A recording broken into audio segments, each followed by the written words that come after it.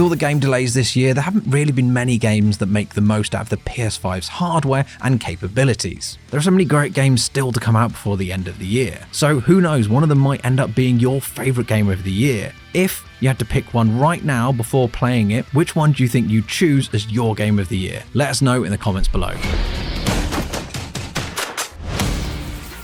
Set before the events of the books in the 1800s at the famous Hogwarts School of Witchcraft and Wizardry and the world beyond. Hogwarts Legacy is described as an open-world RPG that will take you on an adventure in the Harry Potter universe. We've been promised an immersive experience that will let the player sense the ground rumbling beneath them as a herd of angry centaurs surrounds them. We can't wait to explore more of Hogwarts and the wizarding world when the game finally releases later this year. I gave you a distraction. I just watched a student take down your distraction.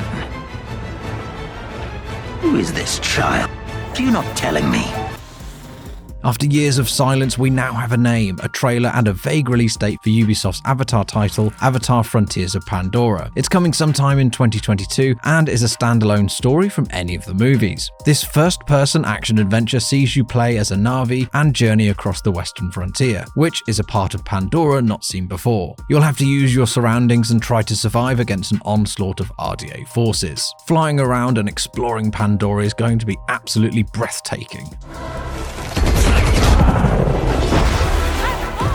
The spiritual successor to Dead Space in all but name, the Callisto Protocol is a fresh survival horror game coming from the new studio Striking Distance, helmed by none other than Glenn Schofield. Its aim is to deliver the most terrifying next-gen horror experience ever, and from what we've seen so far of the game, it's looking likely to deliver. Set on Jupiter's moon in 2320, there's a conspiracy to unfold and horrific creatures to face in this third-person story. It's a great addition to the upcoming PS5 games library.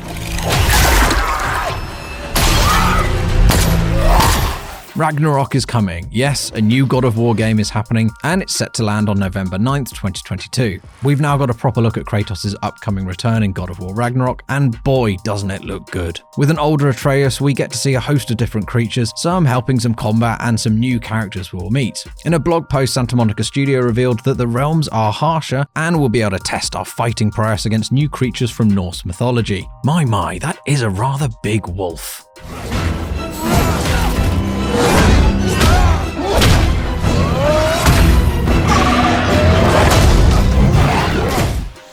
Call of Duty Modern Warfare 2 is this year's COD entry, and we're rejoining the story of the Task Force 141 crew, aka Captain Price and co. Although it's looking to be a direct continuation of the story that began with the 2019 reboot, that's pretty much all we know so far, but it's Call of Duty. What else do you need to know?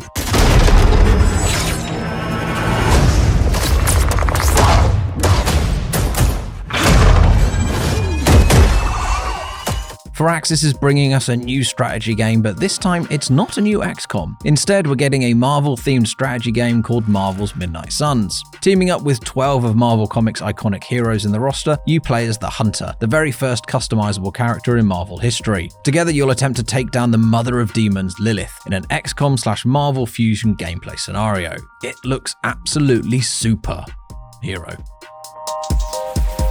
Overwatch 2 is now gunning for an October 4th early access release date, a fact confirmed by the Xbox and Bethesda showcase at E3 2022. There, we were treated to some new gameplay footage of the multiplayer team-based first-person shooter, and we were likewise shown a new hero expected to make their debut at launch. Junker Queen, a character who's long been rumoured to enter the Overwatch fold, is indeed on their way to Overwatch 2. Packing a shotgun as their primary weapon and a big two-handed axe as a backup, as per the game's initial reveal way back at BlizzCon 2019, Overwatch 2 is expected to lean heavier on its narrative elements by the way of its new story missions.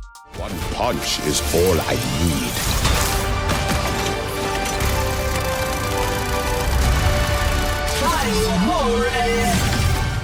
The Last of Us Part 1 is described as the definitive version of the original game, with updated visuals, facial animations, expanded accessibility options, improved combat, and more. In fact, Naughty Dog says it's a true overhaul that will bring the journey that first introduced us to Ellie and Joel to the PS5 without being encumbered by technology.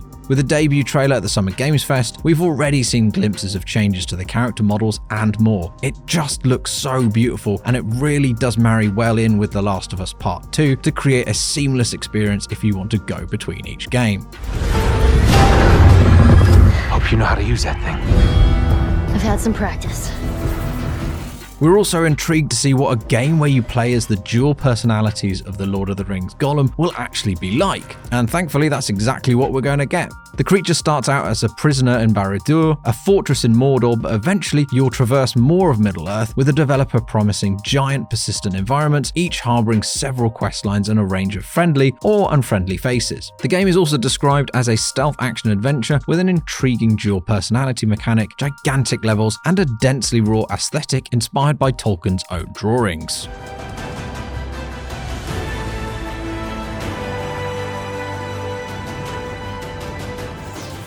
Coming out soon on the 23rd of August, there is a reboot for the tongue-in-cheek Saints Row series, and we're going all the way back to the beginning. Starting out in the city of Santo Eliso, it'll be up to you how this crime gang takes shape, from how they build their empire to what they make their money doing. You'll be leading them once again as the fully customizable boss, and although it's new faces and new names, there's plenty of the old Saints Row here.